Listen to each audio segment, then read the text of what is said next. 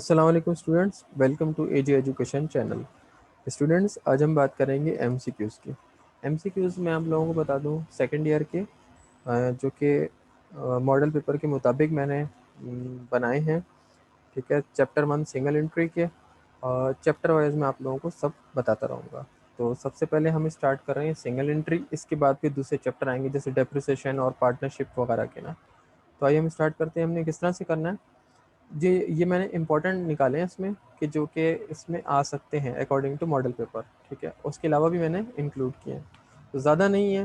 हर chapter के हम लोग 10 to 20 MCQs करेंगे, तो इस तरह से सारे चैप्टर के टोटल 100 के करीब MCQs हो जाएंगे और इंशाल्लाह इम्पॉर्टेंट होंगे जो आपके पेपर भी काम आएंगे। जैसे कि आप लोगों को पता है कि इस दफ़ा हो सकता है कि इंटर कॉमर्स साइंस वगैरह जो भी हैं सबके पेपर ज़्यादातर एमसीक्यूज़ बेस हो रहे हैं, यानी एमसीक्यूज़ पे हमें ज़्यादा फोकस करना है, ज़्यादा तैयारी करनी है। तो अब जैसे सिंगल एंट्री, जैसे कि आपको पता है कि सिंगल एंट्री जो है वो जस्ट लाइक फाइनेंशियल स्टेटमेंट होता है, लेकिन सिर्फ फ़र्क इसके अंदर ये होता है कि इसमें हम जो है वो कैपिटल बैलेंसेस के जरिए मालूम कर रहे होते हैं। अब यहाँ पे कह रहे हैं कि single entry is prepared for the following business. कह रहे हैं किस तरह की बिजनेस के लिए ज़्यादा सूटेबल है। हमेशा याद रखिएगा, single entry is suitable for small businesses. ठीक है, लार्ज बिजनेस के लिए नहीं है, क्योंकि लार्ज बिजनेसेस जो हैं वो क्या करते हैं, वो जो हैं फाइनेंशियल स्टेटमेंट को फॉलो कर रहे होते हैं, डबल एंट्री सिस्टम को फॉलो कर रहे होते हैं, जिसके अंदर general entry, general ledger, trial balance, income statement, balance sheet, सबको वो एक सिस्टमेटिकली जो है वो इस तरीके से चला रहे होते हैं। सिंगल एंट्री जो है वो एक स्मॉल बिजनेसेस के लिए ज़्यादा बेनिफिशियल है।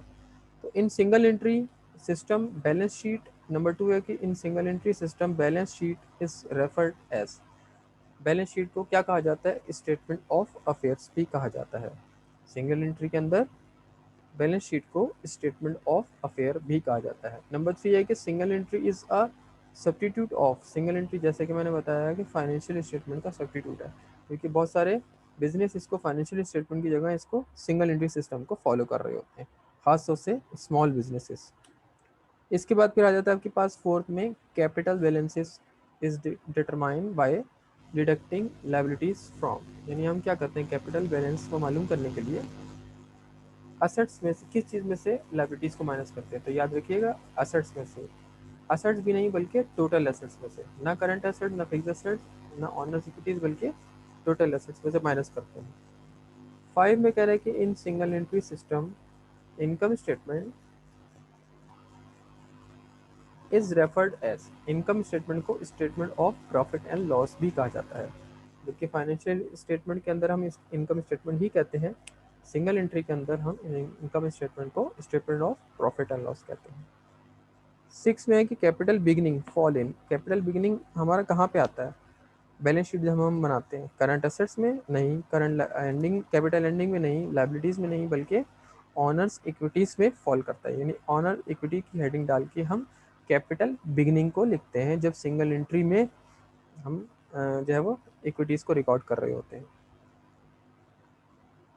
इसी तरह पे 7th में आए कि single entry is preferable for the following business, large business के लिए, स्मॉल बिजनेस या सिंगल ओनर, जैसे कि मैंने बताया कि ये सिंगल ओनर बिजनेस के लिए ज़्यादा प्रेफरेबल है।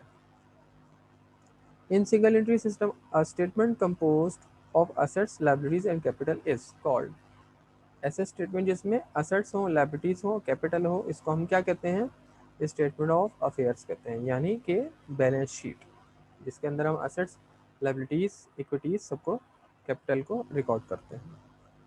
9 में कह रहे हैं कि when we add drawing with capital ending and deduct capital beginning, हम जब statement of profit and loss बनाते हैं सिंगल एंट्री में, तो कैपिटल एंडिंग में ऐड कर लेते हैं ड्राइंग को और डिडक्ट करते हैं कैपिटल बिगनिंग को, तो हमारे पास अनएडजस्टेड प्रॉफिट आ जाता है।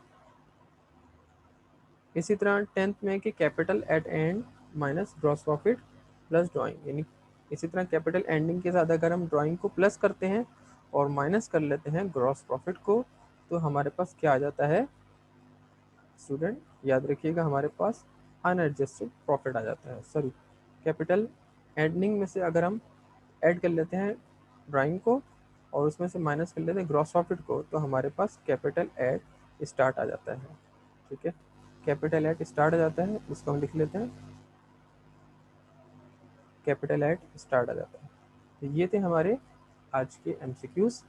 ज़्यादा नहीं है, 10 एमसीक्यूज़ हैं। आप लोग समझ लोगे शायद ये बहुत कम है, लेकिन ये मैंने इंपॉर्टेंट जो है उसके अंदर से इम्पॉर्टेंट निकाले हैं। इसके बाद फिर हम नेक्स्ट चैप्टर करेंगे पार्टनरशिप या डेप्रिसिएशन का। ठीक है, तो नेक्स्ट वीडियो तक के लिए वेट करिए, और नेक्स्ट लेक्चर तक के लिए मुझे इजाज़त दीजिए। और मेरी आप लोगों से रिक्वेस्ट है कि मेरे चैनल को लाइक करें, सब्सक्राइब करें। Thank you.